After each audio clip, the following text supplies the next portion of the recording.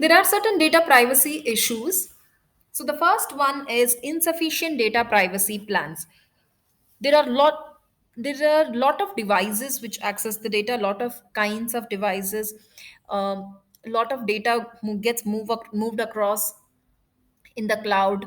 So in case if the privacy plan is not proper, it could lead to data privacy issues.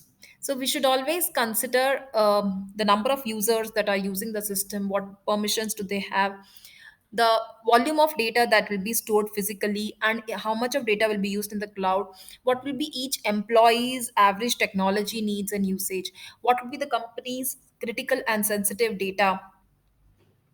So if we can create a plan that's both scalable and comprehensive, scalable as in with the rising availability of data, with the rising addition of data every time, is my security plan, privacy plan scalable?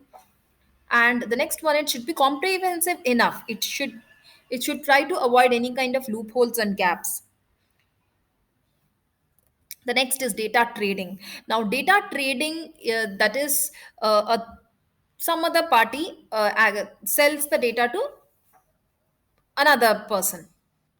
So here, trading basically includes third party access and theft of confidential information. So it could be illegal access, it could be selling the information, or it could be continued sale and resale of data.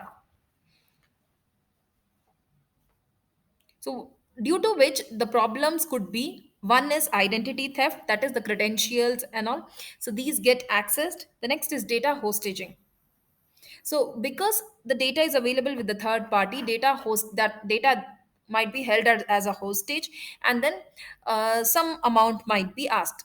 And the last one is targeted advertising. Because I understand that these are the users who are interested in a particular service, I may target those users, and uh, targeted advertising might be done. Location tracking. So location tracking is also a privacy issues. So in case if an employee's whereabouts are checked, then in that case, it could reveal some trade secrets, supply chain information, consumer data. All these can be understood by an attacker. The material suppliers, consulting partners, the individual clients, vehicle storage location. So all these can be understood and revealed. So these trade secrets are very risky. Additional devices. So because there are a lot of devices that get used, the risks are also more. So there are various devices like smartphones, tablets, laptops. Then these devices are used remotely. Sometimes they become hotspots. So we should that is educate our employees to use only personal computer. I mean, to only access company information from their work issued devices. So they should not access. That is, they should not access company information from any other device, rather from work issued devices only.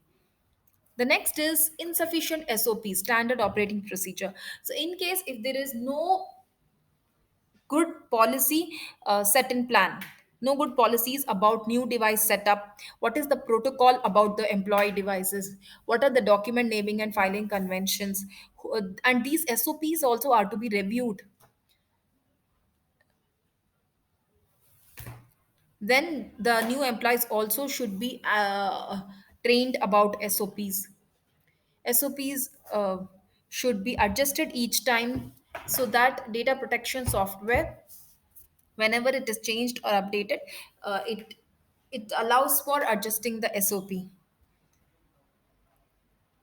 The last one is data hoarding. Data hoarding means holding to a lot of irrelevant data.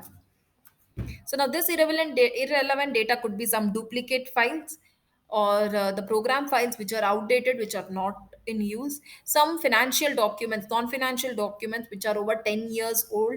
So in case if you do not want to delete any of these, we should see to that we either maintain the hard copies in another room, or otherwise we should copy everything in a hard disk and keep it aside. So the solutions could this be data privacy plans, are to be set right. Then data trading has to be monitored. Location tracking is to be disabled. We should reduce the kind of devices that can access. SOPs are to be set, and data hoarding should be tried to be avoided.